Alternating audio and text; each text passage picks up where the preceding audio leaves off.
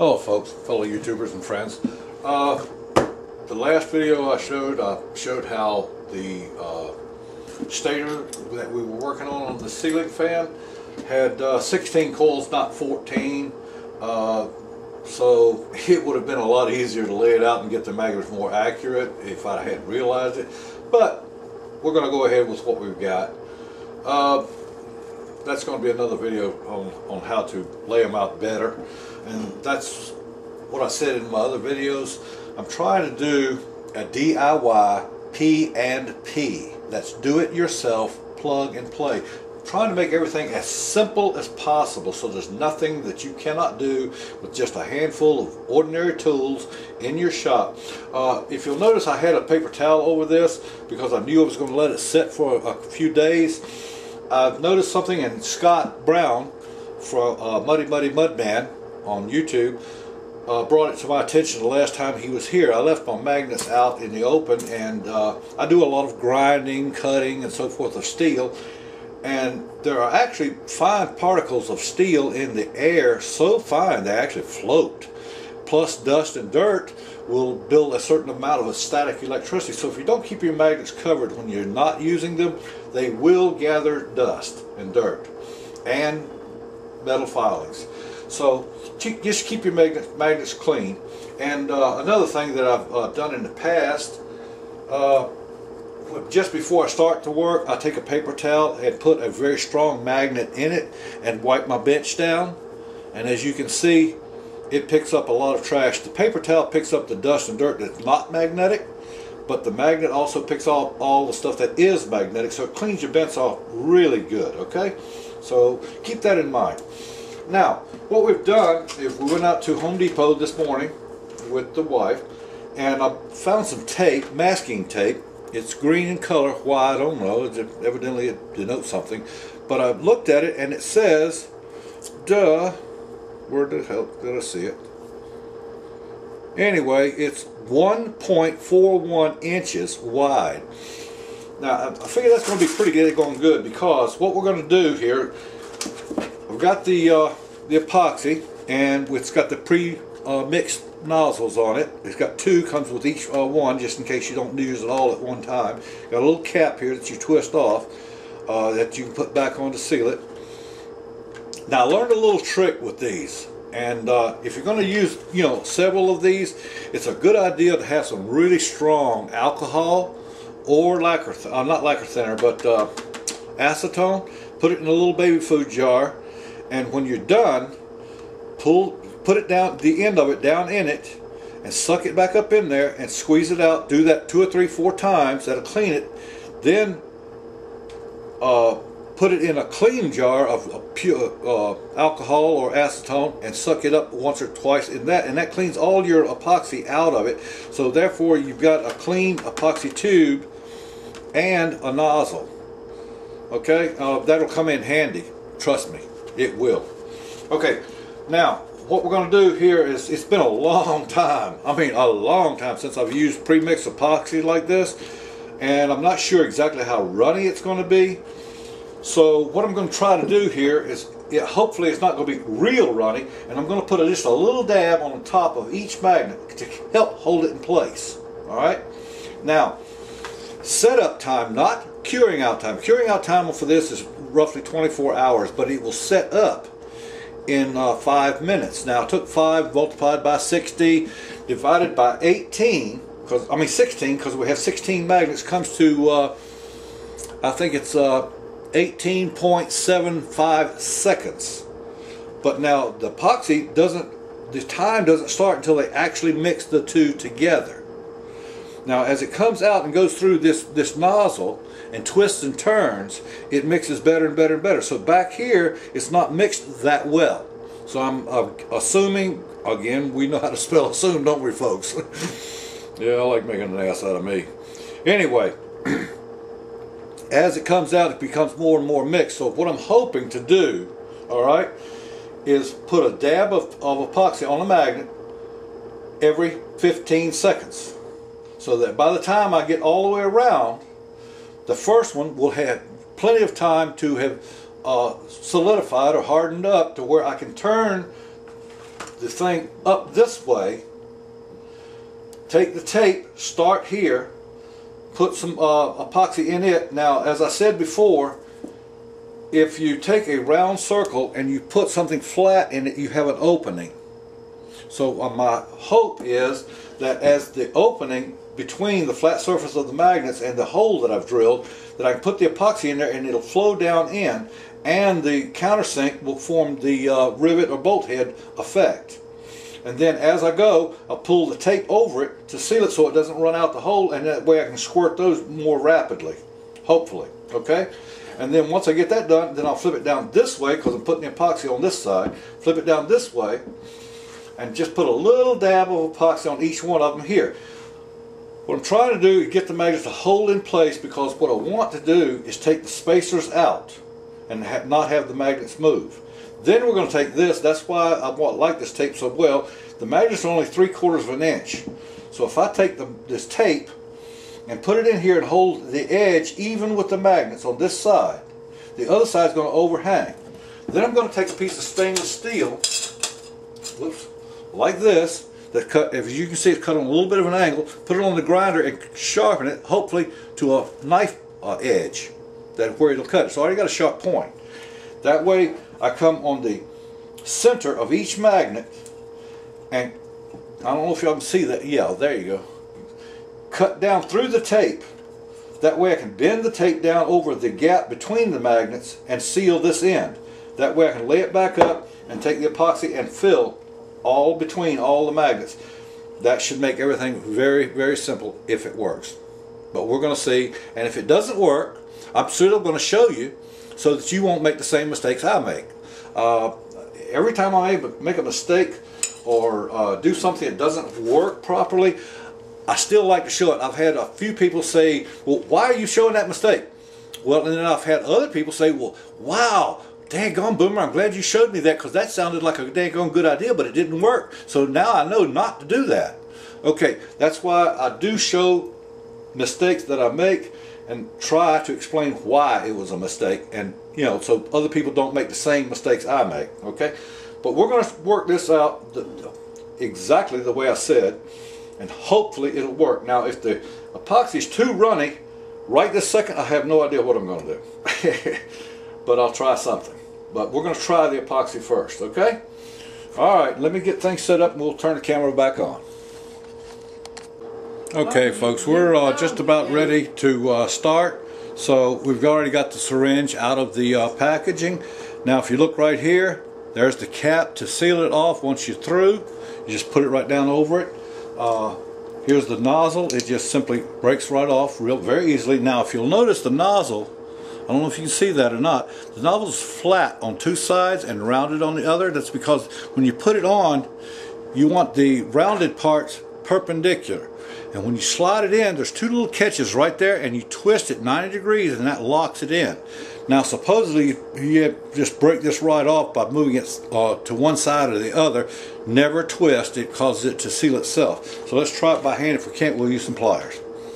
Oh, beautiful, beautiful, popped right off. Okay, now we put the nozzle on, making sure the flat sides are perpendicular. Oh, let's see. Well, let's see.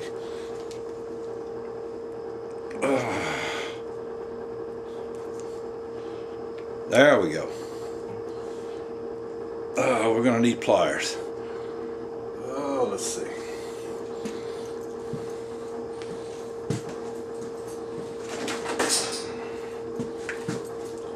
Old fingers aren't as strong as they used to be. We go like that and just twist it 90 degrees, just like that. That's okay. Yeah, that locks it. Now all we do is simply push until we get some epoxy out here. Here we go. Let's hope it's not too runny, okay? Let's see what we got. There it comes. I can see it. I can see it. I'm going to watch the clock. We got a clock right here with a second hand on it.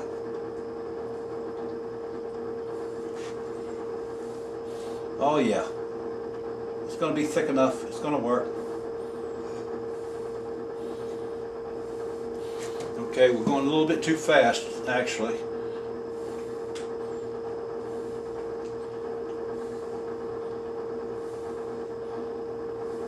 Oh man, once you get it flowing, it flows real easy. But it does have enough thickness to hold and build a bead. Yeah, it's holding a bead very well, very well. I'm going a little bit too fast actually. Let's slow down a bit, alright? Okay, I can get around here so you people can see it hopefully.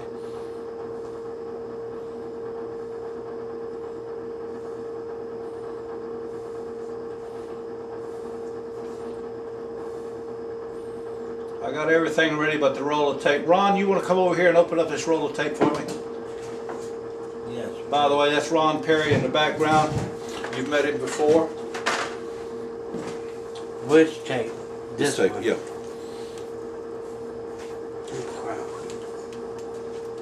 Okay. Alright, we're working on 2 minutes and we're more than halfway around, so we need to slow down just a tad. Up here on the shelves, I've already got 2 baby food bottles, about 2/3 of the way full of acetone. While we're waiting for some of this to start to set up a little bit, I'd like to explain something that a lot of people don't know, that acetone is a natural chemical. It exists in nature, but not in a large abundance. Man, however, because of the invent of nylon, needed a solvent that would dissolve nylon so they could clean up their nylon injection machines years ago. So they found a way to synthetically produce acetone in a factory or laboratory. Supposedly, acetone is water soluble, has a boiling point at sea level of 120 degrees, and I've proven this by heating water to 125 and pouring it into acetone and watch it bubble like crazy. It do bubble. Well, this stuff's starting to set up in my tube, so I need to work faster. Oh yeah, it's doing exactly as I thought, but a little bit faster. Okay, I'm all the way around. And let's see what we can do now. Need to get me a paper towel over here, clean the end of my nozzle.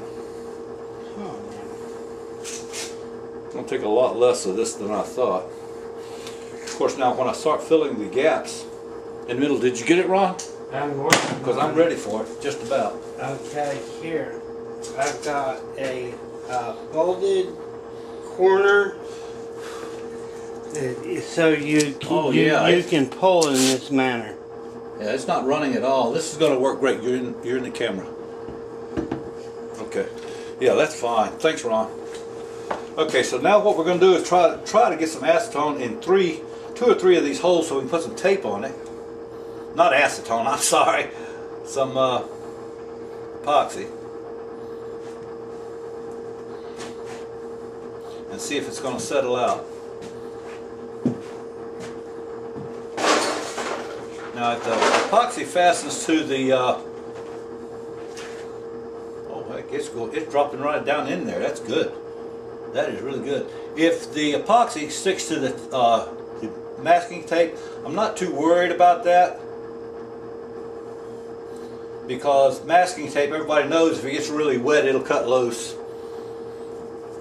Okay, so we just wrap a paper towel around it and.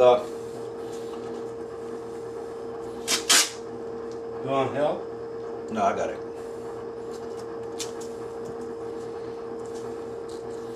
Okay. So now we just, and then we can also take a wire brush and clean the excess tape off. Because we could also take a little acetone, or I like acetone, or alcohol, and clean the excess glue off, which I don't think that's going to be a problem. Actually, now that I'm doing this, I wish I'd drill these holes a little bit bigger than 3/16, probably about 3/8 of an inch, with a 1/2 inch for, oops. If I'd have used that with a 1/2 inch, got that one a little too much. With a half-inch countersink, I think it would have worked better because I got more acetone, more epoxy in there and fastened the magnets down a little bit better. You want to help? No, I got it. Thank you.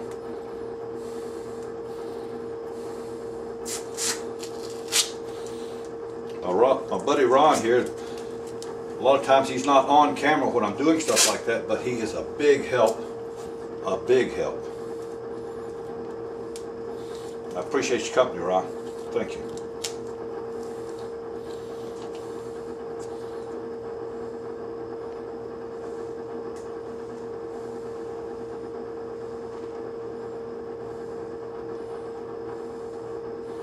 Oh yeah, it's going in real good.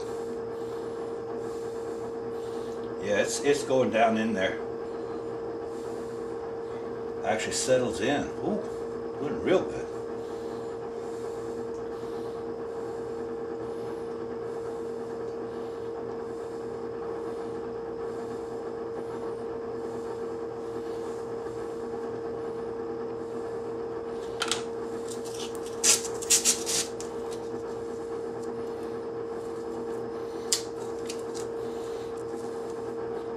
Yeah, this makes it a lot easier in trying to make a form and stuff like that around it. This is going to work great.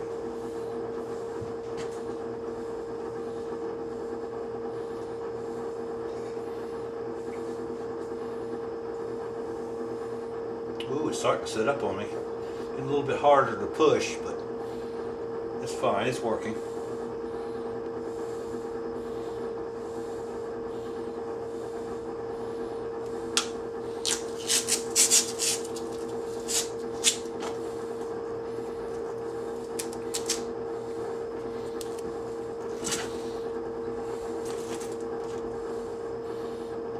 It's starting to stick on my workbench down there because of the overdrip. We've only got 2 or 3 more holes to go.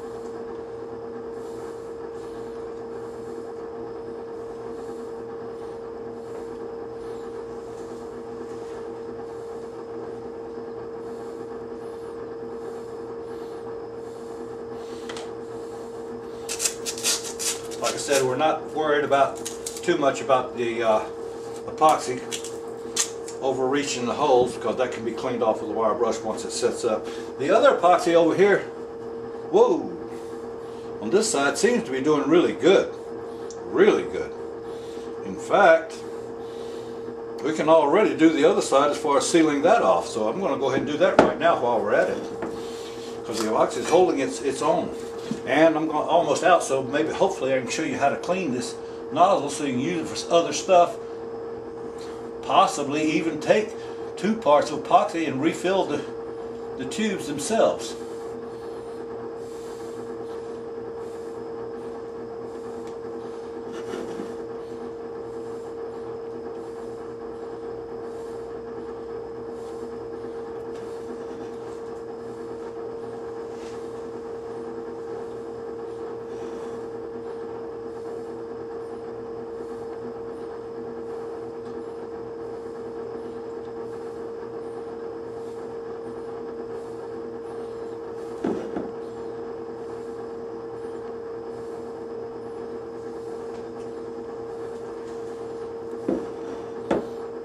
Okay. Oh yeah. There you go. Now we have very, very little epoxy left, not enough to bother with, so I'm going to go ahead and trash it and clean this nozzle so that you guys can see what I'm talking about.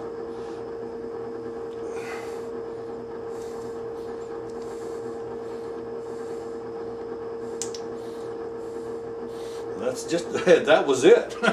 Okay, now we take our acetone,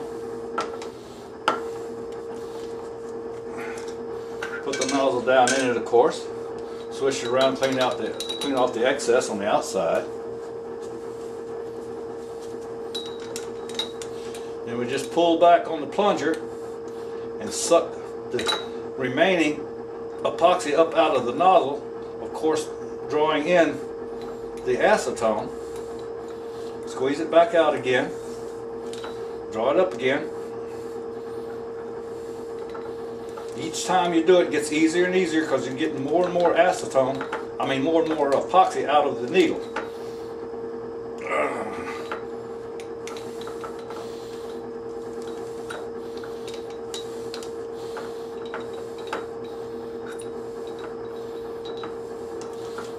I got air in it, that's good. You shake it around, squirt it back out.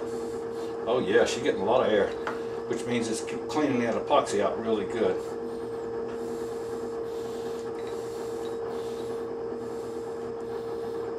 Thing is, don't pull too hard or too fast. That's when it starts sucking air. Slow and easy till it pulls the acetone back up in there. Okay, that should be fairly clean, hopefully.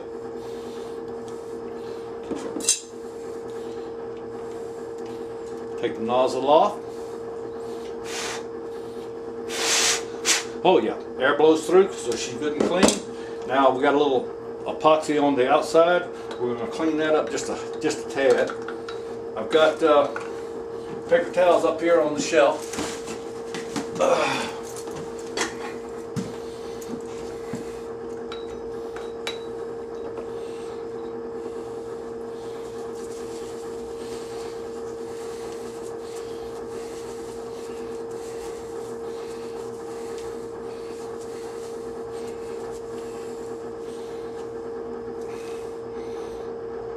That's not working. Yeah, it does. Yeah, it does.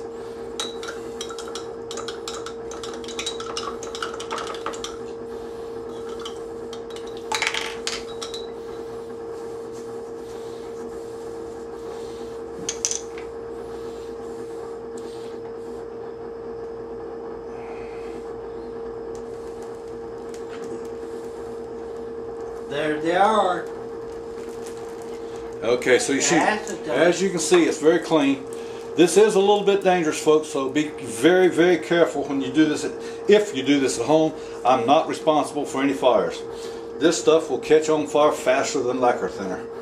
Okay, so we lay it out here and let it dry. Beautiful thing about acetone, it doesn't take long to dry. The bad thing about not drying so fast is it does create a lot of combustible fumes. There again, I'm not responsible for anybody using it. I'm just telling you that's what I do. You do what you want to do. Okay, let's see if I can't clean my fingers up a little bit. I've got some acetone on here. Alright, we're going to let that set for 24 hours.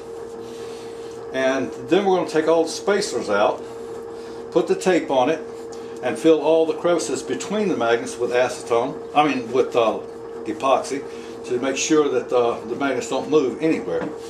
There's more than enough meat on the steel of the pipe to hold the magnets in place away from the stator. We just don't want the magnets sliding sideways and locking up on each other. Okay? Alrighty, that's enough for this one. I'll be right back on the same video and we'll put the tape in. I'm just going to have to make another clip tomorrow and add it to this one. Alright. Okay folks, I'm back. We've waited, like I said, the epoxy that we're using supposedly sets up in 5 minutes.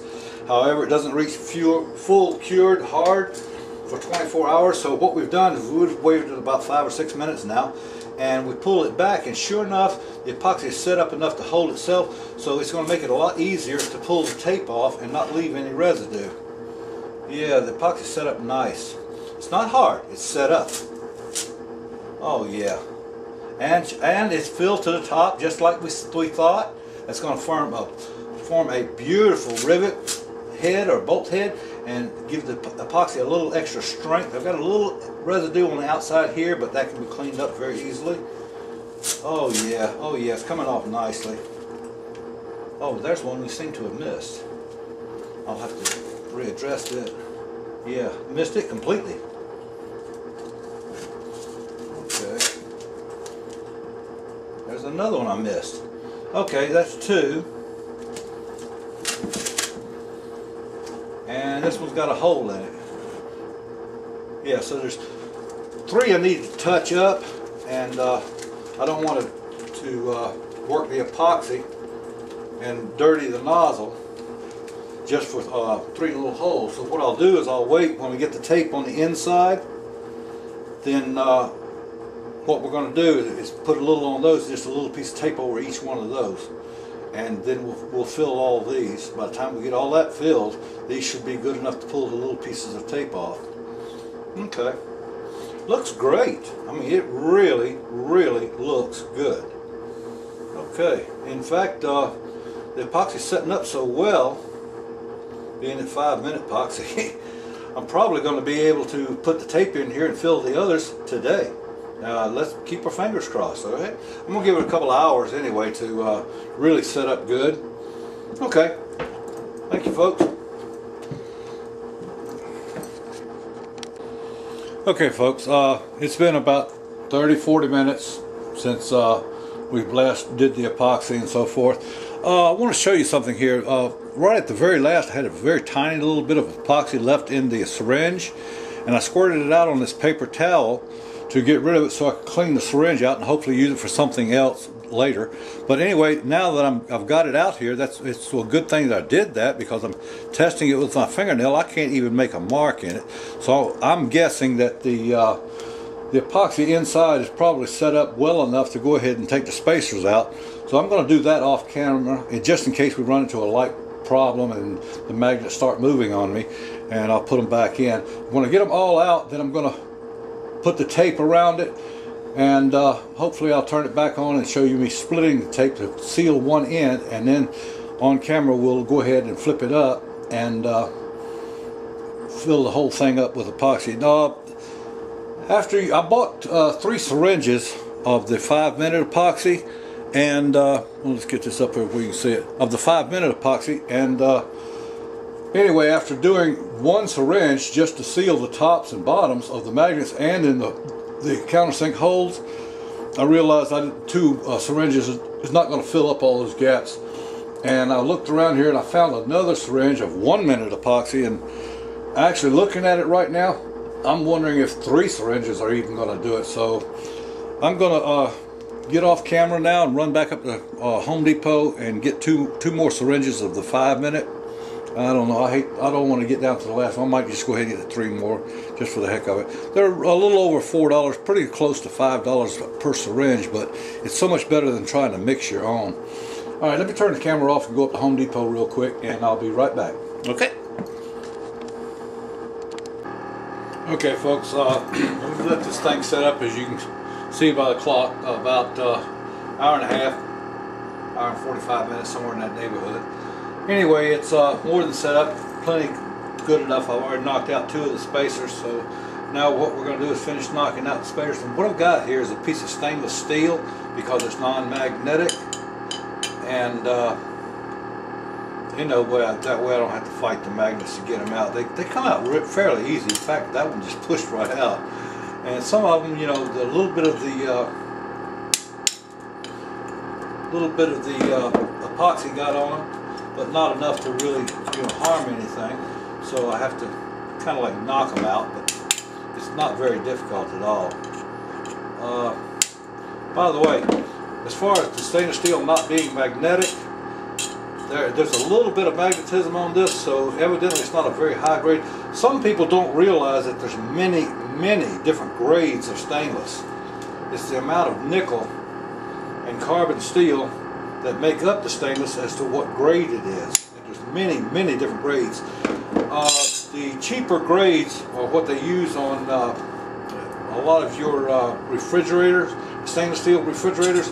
If you check, you'll find that most of them are very magnetic, even though they are stainless steel. The more magnetic it is, the easier it is to rust. So I just thought I'd bring that up. There's many different grades. Some people don't know that. Alright, let me finish knocking these out, and then I'll start with the tape around there so we can put the epoxy in, okay? Okay, there it is. All the spacers are knocked out, and you can see it's looking really good. They're in there nice and solid, but there again, it's not perfect. So we're going to go ahead and put our tape in here, hold it even on one side, let it overhang on the other, split the tape at the magnets, and push it down to hold the epoxy in, and then turn it up and fill all the gaps with epoxy. I went back to Home Depot and got more epoxy because I didn't think I had enough, and I'd rather have too much than not enough because it can always be used for another project.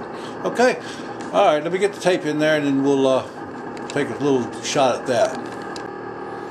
Okay, as you can see, we've got the tape in. Now, we left a little bit, we put the tape just a little bit high on this side that we're going to pour the epoxy in. Now, we don't want the epoxy to run over the top of the tape. If we do, it's going to make it difficult to get it out. So we just want to fill it up to the top of the magnets, okay? Now, we're doing the other side, and I went to my fold-up box knife that goes in my pocket, because the stainless steel, I couldn't get it as sharp as this, and really because it's so small, the magnetism is not really that much of a problem. So we've already got a few done here. What you have to be careful of is you want to cut it as close to center of the magnet as possible, okay? That way it covers the gap between the magnets, like so, and cut it as center of the magnet. Oops. Sometimes they tear like that, and if they do, it's not a big deal. Just make sure that you get that gap between the magnets covered. That one didn't. We'll just get a little tiny piece of tape put over it. In fact, we'll do it right now. Oops.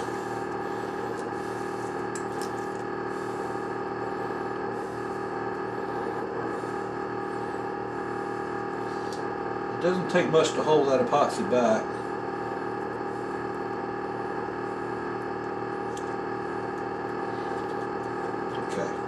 Piece of cake. Be sure to cut between, or not between, but dead center of the magnets so that the tape goes down and covers the hole between the magnets. I've already said that one time, I just want to make that clear. Okay? I hate to repeat myself, but sometimes you almost have to because people don't pay attention. You'd be surprised how many videos I've made and people ask me questions that the answer was in the video. Okay. Alright, we'll finish this up and then we'll turn it around and start pouring the epoxy. Okay, well, we're ready to pour the epoxy. As you can see, we've already got the outside holes with epoxy in them and tape on them, the ones that we missed and didn't quite enough in. Now we're getting ready to start to fill the top. I've got three syringes here, and I'm only going to use one mixer tube because once I get it empty, all I have to do is take it off and put it on another one. That way I don't mess up so many of them. I've got 3 tubes here ready to go. I'm hoping they'll do it. If they don't, I've got 3 more in reserve over here.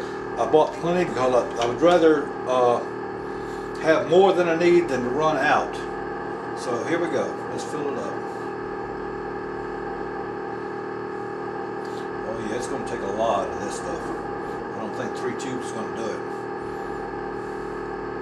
This stuff's expensive too. Counting sales tax is pretty daggone close to $5 a syringe. Maybe in the future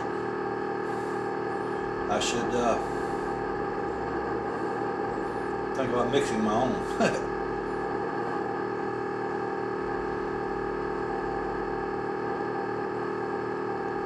Yeah, I'm getting just enough to where it overflows on the top. That'll help give me a good seal.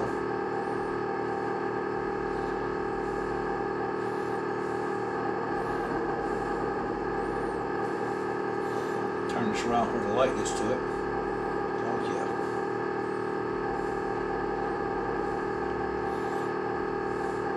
It's going to be a whole lot better than those spacers, and gluing the edges down and the holes with the countersink, that's going to hold everything in place until this epoxy sets up. Got a little bit much there. Just as long as I don't run over the tape, I'll be fine.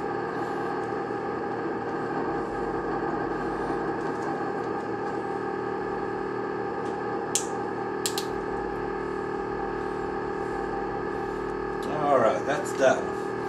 Now we just simply undo this, break this off, and put this one on.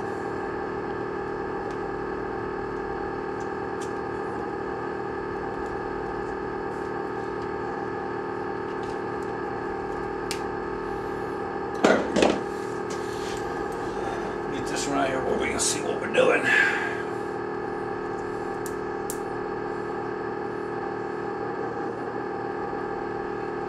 If I'd have used a new mixing end on the syringe, then I would waste all of that epoxy that was in here. This way I get the use of all of it except the last little bit.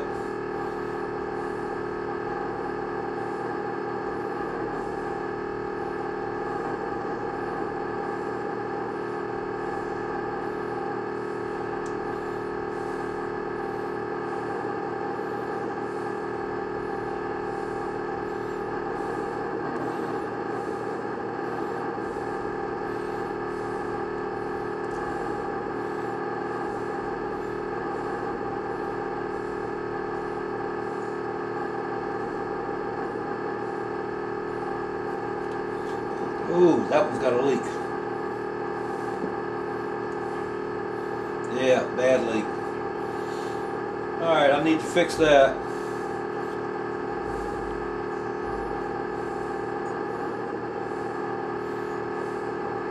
So, might as well turn the camera off while I'm doing this. I don't want to bore you people to death. Okay, I'll fix that leak and go ahead and finish filling these up. Alright. Okay folks, there she is, all done. I have to keep moving it around, make sure it doesn't get stuck to the bench because I got a lot of epoxy on the workbench. I'll just wait till it sets up and hardens up, and I'll get a razor and clean it up real good and a little bit of acetone. I'm gonna let it, let's see if you can see it right now, but it's yeah,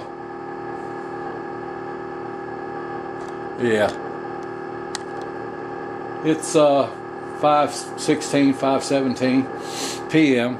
and we're going to let this set for about 45 minutes to an hour, and then hopefully we can get the tape off of it before it totally cures out. We did pretty good on the sides here.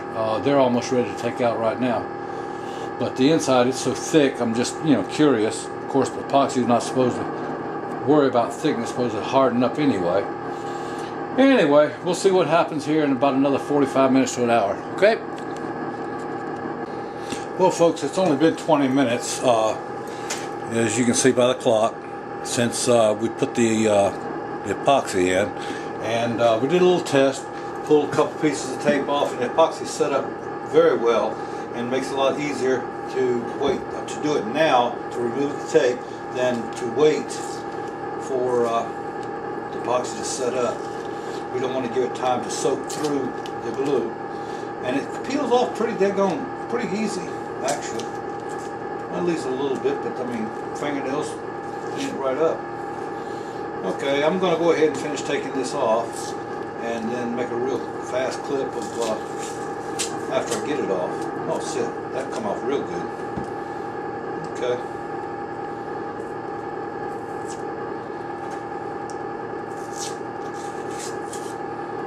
Yeah, alright. Let me get it all off and I'll make another clip. Okay folks, there it is. All done. Tape's all gone. Looking good. Now, tomorrow, that needs to set for at least 24 hours. And tomorrow I have several meetings. I've got to go out and bid jobs. Unfortunately, one of them's all the way down in Corsicana, and that's about 2.5 to 3 hours from here one way. I have another meeting at 8:30 in the morning here in Louisville, Texas. Anyway, tomorrow's going to be a busy day, so at least that'll give this time to cure out all the way, and a little more than it should. Then today's Monday, November the 11th. And as you can see, it's 9 minutes after 6 p.m. Dallas, Texas time, 2013.